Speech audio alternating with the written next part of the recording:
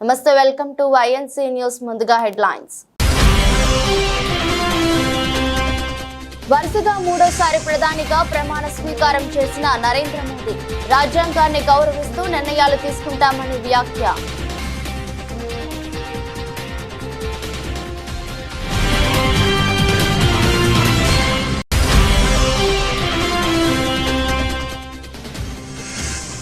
CM Revanth Reddy సమక్షంలో కాంగ్రెస్ లో చేరిన మరో బీఆర్ఎస్ ఎమ్మెల్యే. హస్తం గూటికి జగిత్యాల ఎమ్మెల్యే సంజయ్ కుమార్.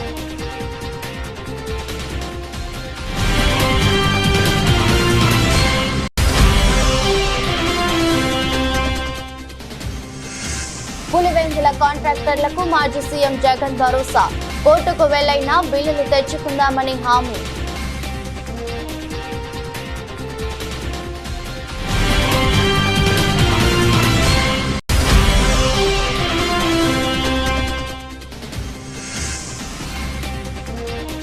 ఏపీ సచివాలయంలో బాధ్యతలు స్వీకరించిన మంత్రి లోకేష్.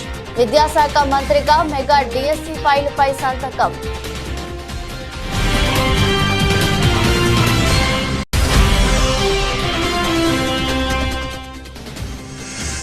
తెలంగాణ వ్యాప్తంగా జూనియర్ డాక్టర్ల నిరవధిక సమ్మె.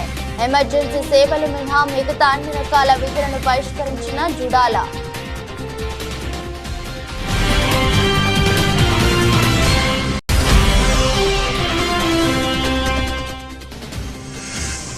భారత్ ఆసీస్ మధ్య నేడు కీలక పోరు. నేటి మ్యాచ్ రద్దయితే నేరుగా సెమీస్ కు భారత్.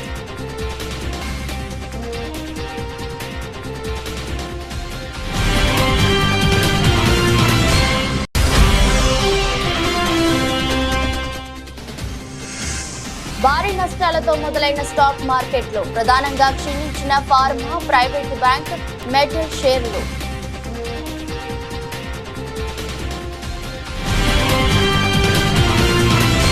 పద్దెనిమిదవ లోక్సభ తొలి సమావేశాలు మరి కాసేపట్లో ప్రారంభం కాబోతున్నాయి. ఈ సందర్భంగా కొత్తగా ఎన్నికైన సభ్యులంతా ఇప్పటికీ పార్లమెంట్ భవనానికి చేరుకున్నారు. ఇక వరుసగా మూడోసారి ప్రధానిగా బాధ్యతలు తీసుకున్న నరేంద్ర మోదీ కూడా పార్లమెంట్ వద్దకు చేరుకున్నారు. ఈ సందర్భంగా మోదీ మీడియాతో మాట్లాడుతూ దేశానికి మూడోసారి సేవ చేసే భాగ్యాన్ని కల్పించినందుకు ప్రజలకు ఈ సందర్భంగా ధన్యవాదాలు తెలిపారు. రాజ్యాంగాన్ని గౌరవిస్తూ నిర్ణయాలు తీసుకుంటామని చెప్పారు. కొత్త పార్లమెంట్ భవనంలో 18వ లోక్సభ సమావేశం అవుతుందని చెప్పారు. ఈ సందర్భంగా కొత్తగా ఎన్నికైన సభ్యులకు స్వాగతం పలికారు. 18वीं लोकसभा में हमारे लिए खुशी की बात है कि युवा सांसदों की संख्या अच्छी है और हम जब 18 की बात करते हैं तो भारत की परंपराओं को जो जानते हैं, भारत की सांस्कृतिक विरासत से जो परिचित हैं, उनको पता है कि हमारे यहाँ 18 अंक का बहुत सात्विक मूल्य है। गीता के भी 18 अध्याय है। कर्म, कर्तव्य और करुणा का संदेश हमें वहां से मिलता है। हमारे यहाँ पुराणों और उपपुराणों की संख्या भी 18 है। 18 का मूलांक 9 है और 9 पूर्णता की गारंटी देता है।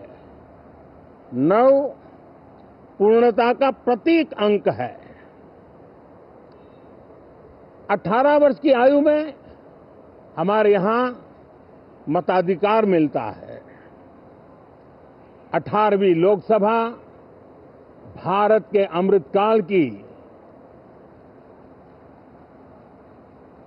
इस लोकसभा का गठन वो भी एक शुभ संकेत है। 18వ లోక్సభ సమావేశాలు ప్రారంభమయ్యాయి. కొత్త పార్లమెంట్ భవనంలో ఈ సమావేశాలు ప్రారంభమయ్యాయి.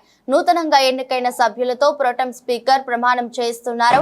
ముందుగా వారణాసి నుంచి ఎంపీగా ఎన్నికైన ప్రధానమంత్రి నరేంద్ర మోదీ లోక్సభ సభ్యుడిగా ప్రమాణ స్వీకారం చేశారు. అనంతరం కొత్తగా ఎన్నికైన సభ్యులు ఒక్కొక్కరిగా ప్రమాణం చేస్తున్నారు. మొత్తం తొలి రోజు 280 మంది ఎంపీలు ప్రమాణం చేయనున్నారు.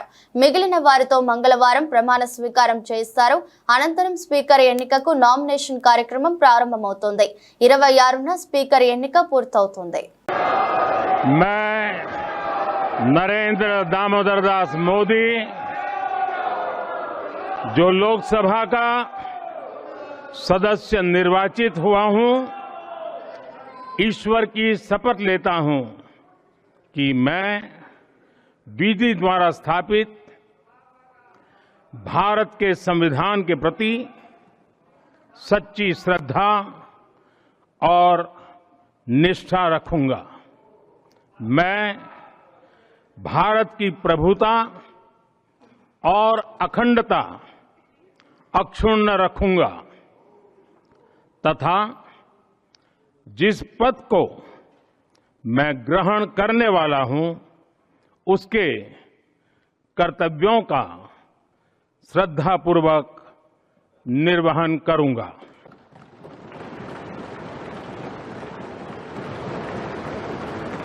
బీఆర్ఎస్ పార్టీకి మరో ఎదురు దెబ్బ తగిలింది. ఆ పార్టీకి చెందిన జగిత్యాల ఎమ్మెల్యే ఎం సంజయ్ కుమార్ కాంగ్రెస్ తీర్థం పుచ్చుకున్నారు. ఆదివారం రాత్రి ఆయన కాంగ్రెస్ పార్టీలో చేరారు. జూబ్లీహిల్స్ లోని సీఎం రేవంత్ రెడ్డి నివాసంలో ఎమ్మెల్యే కాంగ్రెస్ కండువా కప్పుకున్నారు. సీఎం రేవంత్ రెడ్డి కండువా కప్పి పార్టీలోకి సాదరంగా ఆహ్వానించారు. ఈ కార్యక్రమంలో మంత్రి పొంగులేటి శ్రీనివాసరెడ్డి, బోధన ఎమ్మెల్యే సుదర్శన్ రెడ్డి, సీఎం సలహాదారులు వేం నరేందర్ రెడ్డి పాల్గొన్నారు. కాగా ఈ చేరికతో మొత్తం 5గురు బీఆర్ఎస్ ఎమ్మెల్యేలు కాంగ్రెస్ లో చేరినట్టయింది. ఇటీవలే మాజీ స్పీకర్ పోచారం శ్రీనివాస్ రెడ్డి హస్తం పార్టీలో చేరారు. అంతకంటే ముందు దానం నాగేందర్, కడియం శ్రీహరి, తెల్లం వెంకట్రావులు కాంగ్రెస్ తీర్థం పుచ్చుకున్నారు. కాగా జగిత్యాల ఎమ్మెల్యే సంజయ్ కుమార్ విషయానికి వస్తే 2018లో ఆయన తొలిసారి ఎమ్మెల్యేగా గెలిచారు. 2023 అసెంబ్లీ ఎన్నికల్లో రెండోసారి గెలిచారు. సీఎం పీసీసీ అధ్యక్షుడు రేవంత్ రెడ్డి ఆహ్వానం మేరకు కాంగ్రెస్ లో చేరినట్టుగా ప్రచారం జరుగుతోంది. మెగా డిఎస్సికి ఆంధ్రప్రదేశ్ కేబినెట్ ఆమోదం తెలిపినట్లు సమాచారం. సోమవారం ఉదయం సీఎం చంద్రబాబు నేతృత్వంలో కేబినెట్ భేటీ ప్రారంభమైంది. ఈ సమావేశంలో ఎన్నికల సందర్భంగా ప్రజలకు ఇచ్చిన హామీల అమలుపై మంత్రులు చర్చిస్తున్నారు. ఈ క్రమంలోనే మెగా డిఎస్సి నిర్వహణకు సంబంధించిన షెడ్యూల్ ను అధికారులు కేబినెట్ ముందుంచారు. దీనిపై సమగ్రంగా చర్చించిన కేబినెట్ మెగా డిఎస్సికి ఆమోదం తెలిపింది. ప్రతిపాదిత షెడ్యూల్ ప్రకారం జూలై 1 నుంచి ప్రారంభమయ్యే ప్రక్రియ డిసెంబర్ 10 నాటికి ముగియనుంది. మెగా డిఎస్సి కింద 16,347 పోస్టులను భర్తీ చేయనున్నట్లు అధికారులు తెలిపారు. దీంతో పాటు గత ప్రభుత్వం తీసుకొచ్చిన ల్యాండ్ టైటిలింగ్ చట్టం రద్దు, ఎన్నికల సందర్భంగా పింఛన్ పెంపు హామీ, అన్న క్యాంటీన్ల పునరుద్ధరణ తదితర హామీల అమలుకు మంత్రివర్గం ఆమోదం తెలిపినట్లు సమాచారం. కొత్తగా టెట్ నిర్వహణ, టెట్ లేకుండా డిఎస్సి నిర్వహణ ప్రతిపాదనలపైన మంత్రులు చర్చించారు. ప్రస్తుతం 3,000గా ఉన్న పెన్షన్ను 4,000కు పెంచేందుకు కేబినెట్ ఓకే చెప్పింది. పెంచిన పెన్షన్ను జూలై 1 నుంచి లబ్ధిదారులకు ఇంటి వద్ద అందజేయాలని మంత్రులు నిర్ణయించారు. ఏప్రిల్ నెల నుంచే పెన్షన్ పెంపు అమలు చేయాలని, ఆ మొత్తాన్ని ఈ నెల పెన్షన్తో కలిపి ఇవ్వాలని మంత్రివర్గం నిర్ణయించింది. దీంతో ఈ నెలలో పెన్షన్దారులు 7,000 చొప్పున అందుకోనున్నారు. పులివెందుల ఏరియా డెవలప్మెంట్ ఏజెన్సీ కింద అభివృద్ధి పనులు చేసిన కాంట్రాక్టర్లు అధైర్యపడవద్దని మాజీ సీఎం జగన్ భరోసా ఇచ్చారు. కోర్టుకు వెళ్లైనా బిల్లులు తెచ్చుకుందామని అన్నారు. వైఎస్ఆర్ జిల్లా పులివెందుల పర్యటనలో ఉన్న ఆయనను Pulivendula municipal chairman Varaprasad, vice chairman Manohar Reddy, ఇతర కౌన్సిలర్లు కలిసి బిల్లుల అంశాన్ని ప్రస్తావించారు. నీరు, చెట్టు కింద పనిచేసిన టీడీపీ నాయకులకు 250 కోట్ల మేర బిల్లులను వైసీపీ ప్రభుత్వ హయాంలో చెల్లించినట్లు జగన్ గుర్తు చేశారు. వైసీపీ పాలనలో 4.5 ఏళ్లు ఎలాంటి ఇబ్బందులు లేకుండా బిల్లులు చెల్లించామని ఆయన తెలిపారు. కాంట్రాక్టర్లు కాస్త ఓపిక పట్టాలని సూచించారు. వైసీపీ హయాంలో చేసిన పనులకు బిల్లులు చెల్లించకపోతే కోర్టుకెళ్లైనా బిల్లులు తెచ్చుకుందామని అన్నారు. మరోవైపు జగన్ ను కలిసేందుకు క్యాంపు కార్యాలయానికి తరలివచ్చిన కార్యకర్తలు, అభిమానుల మధ్య తోపులాట జరగడంతో పోలీసులు రంగంలోకి దిగి లాఠీ చార్జ్ చేయాల్సి వచ్చింది. ఈ క్రమంలో కార్యాలయ అద్దాలు పగిలి ఓ కార్యకర్తకు గాయాలయ్యాయి. క్యాంపు కార్యాలయానికి పోలీసులు పటిష్ట బందోబస్తు ఏర్పాటు చేశారు. పులివెందుల, కడప డీఎస్పీలు వినోద్ కుమార్, రవికుమార్, రమాకాంత్ ఆధ్వర్యంలో 9 మంది సిఐలు, 7 ఎస్ఐలు, 130 మంది పోలీసులు బందోబస్తులో పాల్గొన్నారు. ఆంధ్రప్రదేశ్ ఐటీ శాఖ మంత్రి నారా లోకేష్ సోమవారం బాధ్యతలు స్వీకరించారు. ఉదయం సచివాలయానికి చేరుకున్న మంత్రి లోకేష్ కు వేద మంత్రోచ్చరణలతో పండితులు స్వాగతం పలికారు. అనంతరం 4వ బ్లాక్ లోని తన ఛాంబర్ లో లోకేష్ ప్రత్యేక పూజలు చేసి ఐటీ, విద్య, ఆర్టీజీ శాఖల బాధ్యతలు చేపట్టారు. పలు దస్త్రాలను ఆయన పరిశీలించారు. ఆంధ్రప్రదేశ్ ఐటీ, విద్య, ఆర్టీజీ శాఖల మంత్రిగా బాధ్యతలు స్వీకరించిన నారా లోకేష్ తొలి సంతకం మెగా డిఎస్సి ఫైల్ పై చేశారు.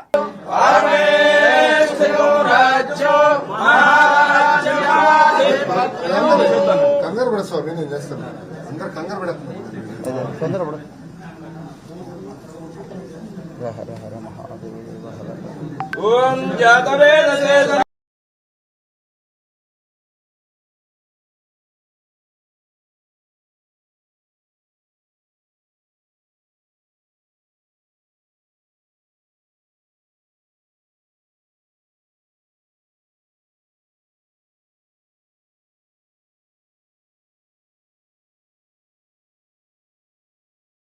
పద్దెనిమిదవ లోక్సభ తొలి సమావేశాలు కొనసాగుతున్నాయి.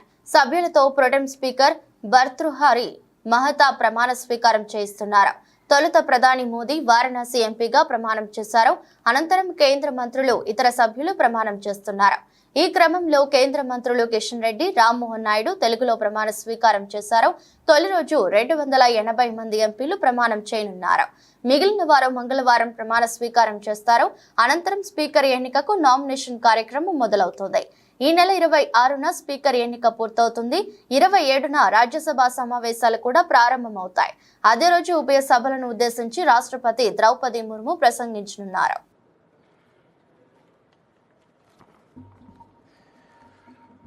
గంగాపురం కిషన్ రెడ్డి అను నేను లోక్సభ సభ్యునిగా ఎన్నుకోబడినందున చట్టరీత్యా నెలకొల్పబడిన భారత సంవిధానం పట్ల యథార్థమైనటువంటి భక్తి విశ్వాసములు కలిగి ఉంటానని, భారతదేశపు సర్వసత్తాక అధికారంను, అఖండతను సమర్థిస్తానని, నేను స్వీకరించబో కర్తవ్యంను శ్రద్ధాశక్తులతో నిర్వహిస్తానని దైవసాక్షిగా ప్రమాణం చేస్తున్నాను.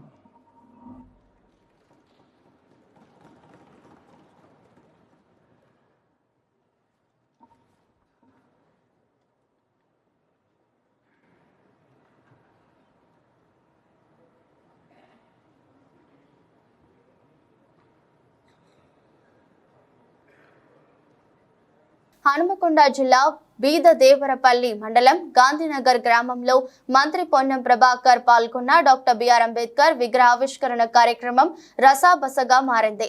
విగ్రహ ఆవిష్కరణ అనంతరం నిర్వహించిన సమావేశంలో బీఆర్ఎస్ పార్టీకి చెందిన హనుమకొండ జడ్పీ చైర్మన్ సుధీర్ కుమార్, రాష్ట్రంలో గత బీఆర్ఎస్ ప్రభుత్వ హయాంలో ఎస్సీ రెసిడెన్షియల్ పాఠశాలను పెంచామని, ఇప్పుడున్న కాంగ్రెస్ ప్రభుత్వం కూడా మరిన్ని రెసిడెన్షియల్ పాఠశాలను ఏర్పాటు చేయాలన్నారు. అదేవిధంగా దళితులకు ఇచ్చిన దళిత బంధు స్థానంలో అంబేద్కర్ అభయహస్తం కింద దళితులకు 12 లక్షల రూపాయలు రాష్ట్ర ప్రభుత్వం ఇవ్వాలన్నారు. ఈ విషయాలపై మంత్రి పొన్నం ప్రభాకర్ ముఖ్యమంత్రితో మాట్లాడాలని అంటుండగానే మంత్రి పొన్నం ప్రభాకర్ కలగ చేసుకుని అంబేద్కర్ విగ్రహావిష్కరణ కార్యక్రమం రాజకీయ వేదిక కాదని, పార్టీల గురించి మాట్లాడవద్దని ఆగ్రహం వ్యక్తం చేశారు. జడ్పీ చైర్మన్ సుధీర్ కుమార్ దగ్గర నుండి మైక్ తీసుకుని పక్కకు ఇచ్చేశారు. అయినా తాను మాట్లాడతానని మైక్ ఇవ్వమని జడ్పీ చైర్మన్ సుధీర్ కుమార్ కోరడంతో అక్కడే ఉన్న కాంగ్రెస్ పార్టీ శ్రేణులు కాంగ్రెస్ పార్టీకి అనుకూలంగా నినాదాలు చేశారు. దీంతో సమావేశంలో కాసేపు గందరగోళం చోటు చేసుకుంది. అనంతరం కాసేపటికి జడ్పీ చైర్మన్ సుధీర్ కుమార్ అక్కడి నుండి వెళ్లిపోయారు. దళితులకు అదేవిధంగా గిరిజన కుటుంబాలన్నిటికీ ఒక్కొక్క కుటుంబానికి 12 లక్షల రూపాయలు ఇవ్వాల్సిందిగా కోరుతా ఉన్నాను. ఈ సందర్భంగా మంత్రి గారు ఇక్కడనే ఉన్నారు. మరి అయితే నమ్మకం ఉండదు. ఎందుకంటే మంత్రి గారు మాట్లాడే ఇవాళ ఇది అంబేద్కర్ విగ్రహావిష్కరణది రాజకీయాలతో టీఆర్ఎస్ చేసి కాంగ్రెస్ చేసి కాదు, అనవసరం లేని ఇప్పుడు ఆశయం వచ్చి మాటలు ఎవరైనా మాట్లాడేదా? ఎందుకు దాని గురించి మాట్లాడి మీరు అగౌరవపరుచుకుంటారు? రాజకీయాలు, ప్రభుత్వాలు, ఎన్నికలు, ఓట్లు అవన్నద్దు. అంబేద్కర్ గారు గౌరవిద్దాం. దళిత సంఘాలకు ఏం చేద్దాం చెప్తాం, కానీ అవి ఎందుకు ఖాళీగా ఉండదు.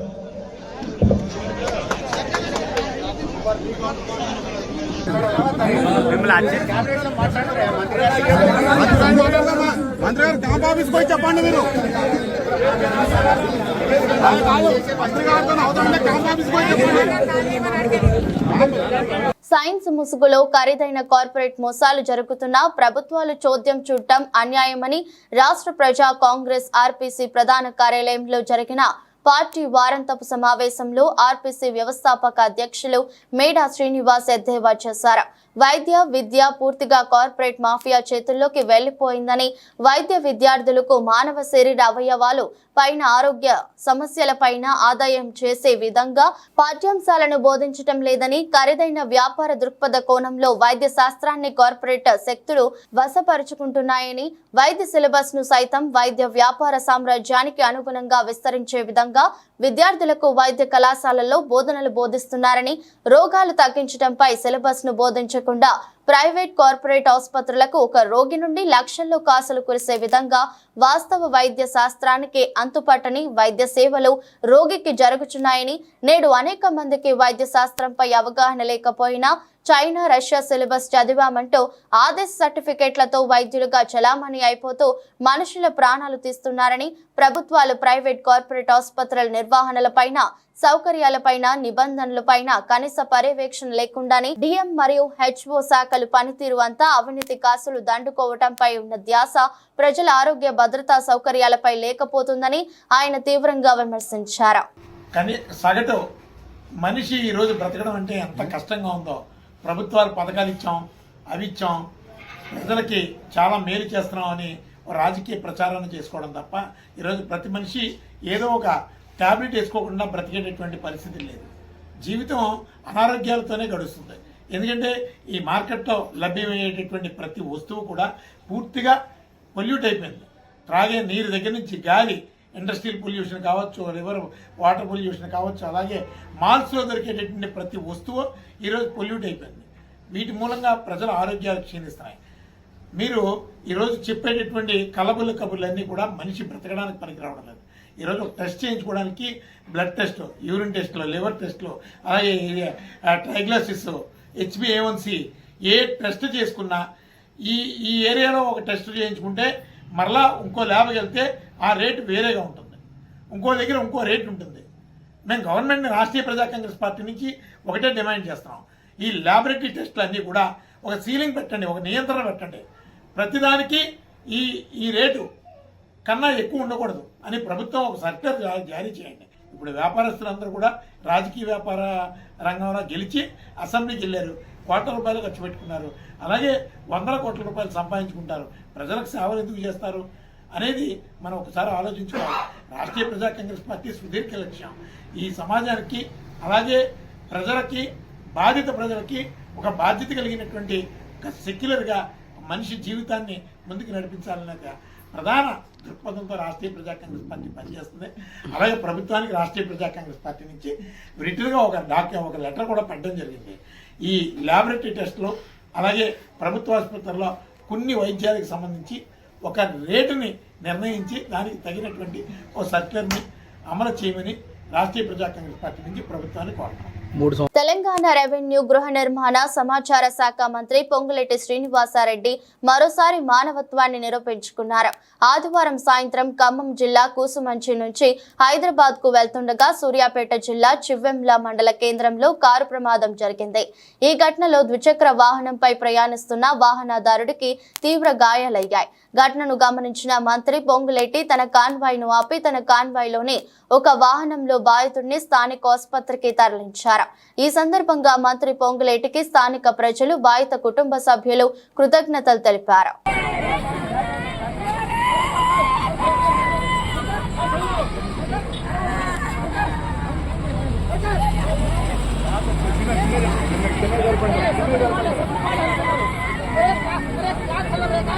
మంచి కూర్చోండి, మీరు కూడా కూర్చోండి. కూర్చోండి లోపల బాబు, ఒకరు కూర్చోండి. హాస్పిటల్ మెసేజ్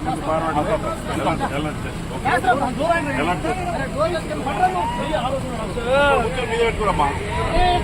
అరే అటు కూర్చోండా. రైట్ రైట్ తప్పకుండా తప్పకుండా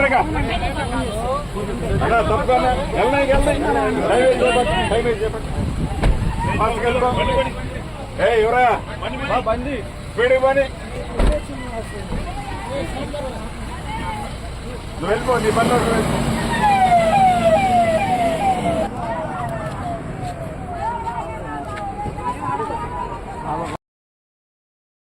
మెదక్ జిల్లా కౌడుపల్లి పోలీస్ స్టేషన్ పరిధిలో గృహ నిర్మాణానికి ఉపయోగించే సెంట్రింగ్ డబ్బా చోరీకి పాల్పడుతున్న 10 దొంగల ముఠాను అరెస్ట్ చేశారు కౌడిపల్లి పోలీసులు. ఈ నెల 11న కౌడిపల్లి మండల పరిధిలోని నాగుసనపల్లి గ్రామానికి చెందిన ఆల్మాయిపేట దశరథ్ గృహ నిర్మాణానికి 200 సెంట్రింగ్ డబ్బులు సెంట్రింగ్ మేస్త్రి పెద్దాపురం అశోక్ తీసుకురాగా గుర్తు తెలియని నిందితులు అపహరించారు. అందుకుగాను సెంట్రింగ్ మేస్త్రి అశోక్ కౌడిపల్లి పోలీసులకు ఫిర్యాదు చేయగా దర్యాప్తు చేపట్టిన పోలీసులు 2 ప్రత్యేక బృందాలుగా ఏర్పడి రాత్రిపూట తనిఖీలు నిర్వహించారు. ఇదే క్రమంలో సెంట్రింగ్ డబ్బాల చోరీకై మరలా కౌడిపల్లి వచ్చిన దొంగల ముఠాను అరెస్ట్ చేసి 99,000 నగదు, ఒక ప్యాసింజర్, ఒక ట్రాలీ ఆటో, ద్విచక్ర వాహనం, 255 సెంట్రింగ్ డబ్బాలను రికవరీ చేశారు.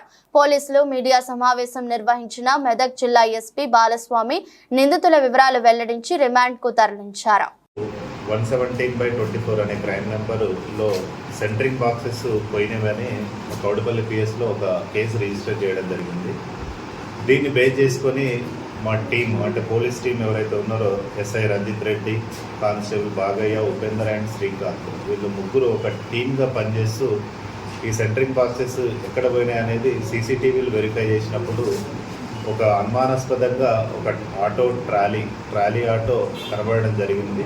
దాన్ని ట్రేస్ అవుట్ చేసుకుంటూ డిటెక్ట్ చేసినప్పుడు ఇది పల్పనూరు గ్రామం వద్ద హత్నూరా పోలీస్ స్టేషన్ లిమిట్స్లో ఒక గ్రామంలో అక్కడ డంప్ చేసి వెళ్ళిపోయినట్టుగా తెలిసింది. సో దాని తర్వాత క్లూస్ని బట్టి ఆటో ట్రాలీని నంబర్ని ట్రేస్ చేసి వాళ్ళ ఓనరు తర్వాత ఎవరైతే ఈ అఫెన్స్లకు పాల్పడ్డారో ఆ అఫెన్సెస్ను సంబంధించిన పర్సన్స్ని కూడా మొత్తము 10 మెంబర్స్ని అరెస్ట్ చేయడం జరిగింది. ఈ 10 మెంబర్స్ని ఇంట్రాగేషన్ చేసినప్పుడు వీళ్ళు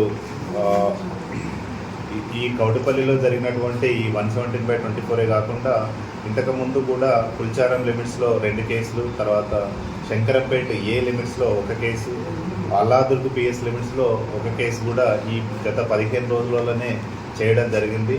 ఆ టోటల్ వాల్యూ ఒక ట్రాలీ ఆటో, ఒక ప్యాసింజర్ ఆటో, ఒక బైక్, తర్వాత 255 సెంట్రింగ్ బాక్సెస్ వర్త్ అరౌండ్ 2,50,000, తర్వాత 99,000 క్యాష్ను కూడా రికవరీ చేయడం జరిగింది.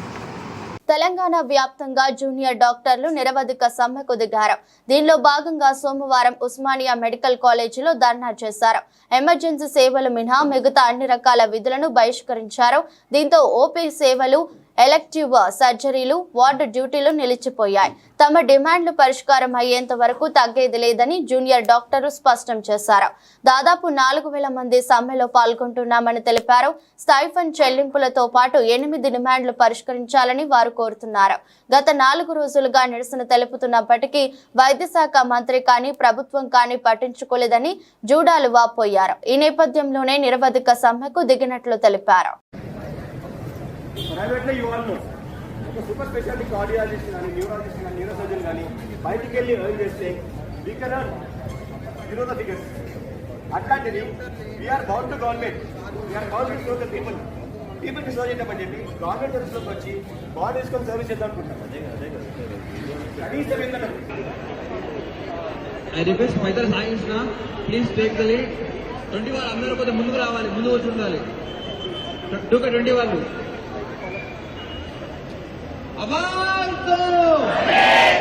T20 వరల్డ్ కప్ 2024లో భారత్ నేడు అత్యంత కీలకమైన మ్యాచ్ ఆడనుంది. సెయింట్ లూసియాలోని డారెన్ సామి నేషనల్ క్రికెట్ స్టేడియం వేదికగా ఆస్ట్రేలియాతో తలపడనుంది. సూపర్ 8 దశలో ఇరు జట్లకు ఈ మ్యాచ్ అత్యంత కీలకమైంది. మొత్తం 5 విజయాలతో టీమిండియా మంచి దూకుడు మీద ఉంది. సూపర్ 8 దశలో ఆడిన 2 మ్యాచ్ల్లోనూ గెలిచిన సెమీస్ బెర్త్ ఇంకా అధికారికంగా ఖరారు కాలేదు. మరోవైపు ఆస్ట్రేలియా జట్టు అనూహ్య రీతిలో గత మ్యాచ్లో ఆఫ్ఘనిస్తాన్ చేతిలో ఓడిపోయింది. దీంతో ఆ జట్టు సెమీస్ అవకాశాలు సంక్లిష్టంగా మారాయి. దీంతో అటు ఆసీస్ ఇటు భారత్ జట్లకు నేటి మ్యాచ్ అత్యంత కీలకంగా మారింది. ఈ మ్యాచ్ ఫలితం ఒక సెమీస్ బెర్త్ ని ఖరారు చేయడం ఖాయంగా కనిపిస్తోంది. అయితే యాక్యువెదర్ రిపోర్టు ప్రకారం ఈ మ్యాచ్ కు వరుణుడు ఆటంకం కలిగించే అవకాశాలున్నాయి. మ్యాచ్ సమయంలో వాన పడే అవకాశం 40% ఉందని పేర్కొంది. భారత్ వర్సెస్ ఆస్ట్రేలియా మధ్య మ్యాచ్ వర్షం కారణంగా రద్దయితే సెమీస్ సమీకరణాలు ఆసక్తికరంగా మారతాయి. భారత్ మ్యాచ్ గెలిస్తే దర్జాగా సెమీస్ లోకి అడుగు పెడుతుంది. ఒకవేళ మ్యాచ్ రద్దయితే ఇరు జట్లకు చెరో పాయింట్ లభిస్తుంది. పర్యవసానంగా మొత్తం 5 పాయింట్లతో టీమిండియా సెమీస్ లో అధికారికంగా అడుగు పెడుతుంది. ఈ సమీకరణంలో ఆసీస్ ఖాతాలో 3 పాయింట్లు మాత్రమే ఉంటాయి. దేశీయ స్టాక్ మార్కెట్ సూచీలు వారంలో మొదటి రోజైన సోమవారం భారీ నష్టాలతో ప్రారంభమయ్యాయి. బెంచ్ మార్క్ సూచీలైన సెన్సెక్స్, నిఫ్టీలు సహా బ్యాంక్ నిఫ్టీ మిడ్ క్యాప్లు కూడా ప్రపంచ వ్యాప్తంగా నెలకొన్న ప్రతికూల ప్రభావంతో దిగువనకు పయనించాయి. ఈ క్రమంలో ఉదయం 9:40 సమయంలో సెన్సెక్స్ దాదాపు 400 పాయింట్లు పతనమై 76,885 వద్ద, నిఫ్టీ కూడా 103 పాయింట్లు తగ్గి 23,382 వద్ద ప్రారంభమయ్యాయి. మరోవైపు Nifty bank 473, Nifty mid cap 100 సూచీ 530 పాయింట్లు కోల్పోయింది. ఈ క్రమంలో ఫార్మా, ప్రైవేట్ బ్యాంక్, మెటర్ షేర్లు ప్రధానంగా క్షీణించాయి. మిడ్ క్యాప్, స్మాల్ క్యాప్ సూచీలు కూడా 0.5% మేర నష్టపోయాయి. ఈ నేపథ్యంలోనే ప్రస్తుతం IndusInd bank, Tata steel, Cipla, Adani ports, SBI bank కంపెనీల షేర్లు టాప్ 5 నష్టాల్లో ఉండగా Sun Pharma, ITC, TCS, Wipro, ICICI bank సంస్థల షేర్లు టాప్ 5 లాభాల్లో ఉన్నాయి. భారత స్టాక్ మార్కెట్లో జూన్ 21న విదేశీ సంస్థాగత ఇన్వెస్టర్లు 1,790.19 కోట్ల విలువైన షేర్లను విక్రయించగా దేశీయ సంస్థాగత ఇన్వెస్టర్లు 1,237.21 కోట్ల విలువైన షేర్లను కొనుగోలు చేశారు. వార్తలు ముగించే ముందు మరోసారి హెడ్లైన్స్. వరుసగా 3వ ప్రధానిగా ప్రమాణ స్వీకారం చేసిన నరేంద్ర మోదీ రాజ్యాంగాన్ని గౌరవిస్తూ నిర్ణయాలు తీసుకుంటామని వ్యాఖ్య.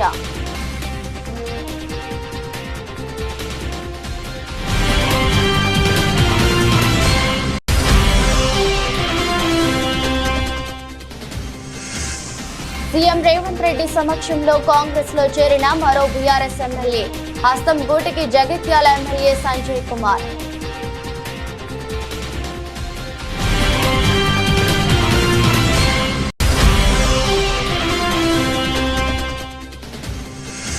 పులివెందుల కాంట్రాక్టర్లకు మాజీ సీఎం జగన్ భరోసా, కోర్టుకు వెళ్లైనా బిల్లులు తెచ్చుకుందామని హామీ.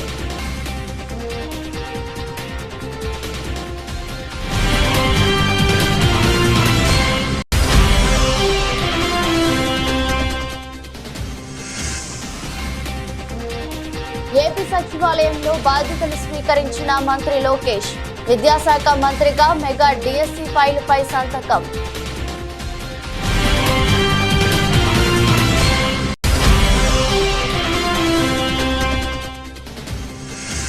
తెలంగాణ వ్యాప్తంగా జూనియర్ డాక్టర్ల నిరవధిక సమ్మె, ఎమర్జెన్సీ సేవలు మినహా మిగతా అన్ని రకాల విధులను బహిష్కరించిన జుడాల.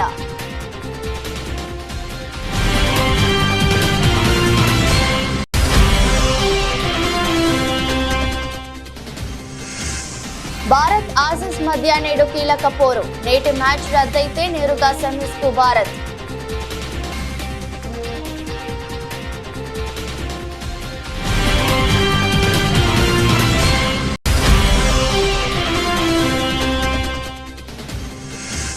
భారీ నష్టాలతో మొదలైన స్టాక్ మార్కెట్లు, ప్రధానంగా క్షీణించిన ఫార్మా, ప్రైవేట్ బ్యాంక్, మెటల్ షేర్లు.